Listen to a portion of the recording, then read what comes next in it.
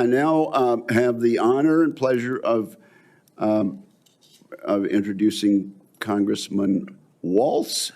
I understand, Congressman, you are still a member of the House for another day or two. Another day or two. Okay, and I now recognize Congressman Waltz for whatever opening statement and introduction he might make. Well, thank you, Chairman Wicker, and Chairman has a very nice ring to it, so congratulations, Ranking Member Reed, distinguished members of this committee. It is a privilege to appear before you today and urge the members of this committee to confirm Pete Hegseth as our next Secretary of Defense.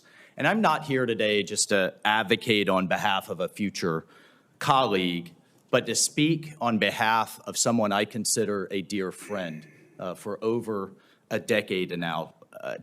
Like Pete, I served in the U.S. Army. Like Pete, I'm a veteran.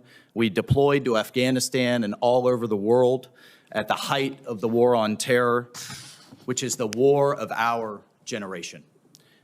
And like thousands of other warfighters, we've witnessed the hardships of war. We've experienced the loss of friends in combat.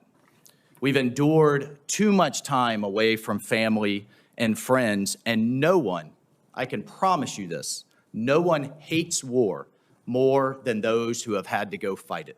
No one does. Pete's story, though, isn't that much different from the millions of other veterans.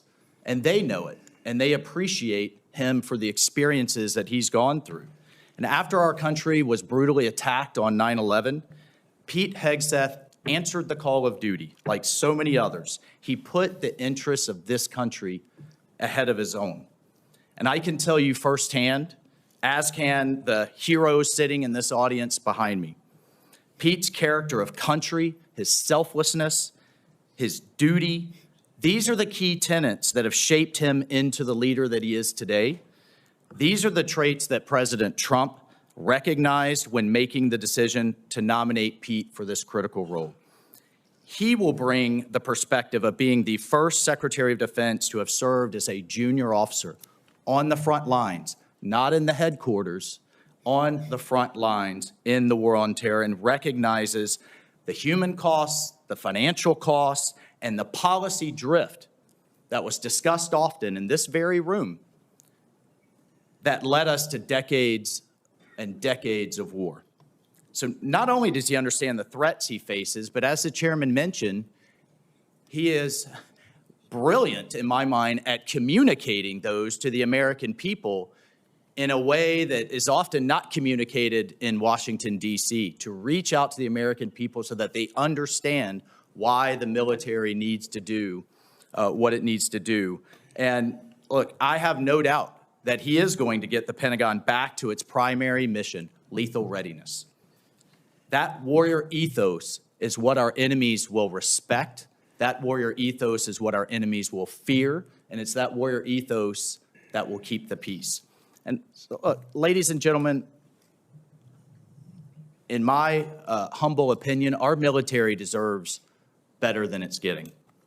Our country faces a devastating recruitment crisis. Men and women are not volunteering to serve at the levels required. Our readiness is down.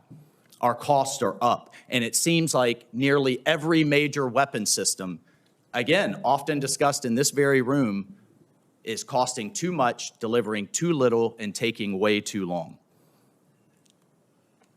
The bottom line is the status quo is unacceptable. It's not working.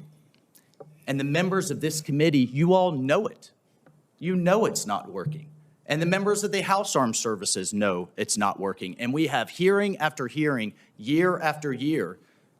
And here we are decades later describing the same problems. The Pentagon has continuously failed audits. The businesses that want to do business with the Pentagon have to pass an audit, but the entity itself fails an audit. Innovation is stalled, morale is down, standards have been weakened, and meritocracy is less valued. And as a result, our adversaries have been emboldened all over the world. Ladies and gentlemen, it's time for change. It is time for change. You all have literally seen thousands of veterans, as the chairman cited one amazing Medal of Honor recipient. But we have seen thousands of veterans expressing their support for Pete. This is a man who can reinvigorate that warrior ethos, and this is a man that will lead. I can't imagine having a more capable partner in my position as National Security Advisor.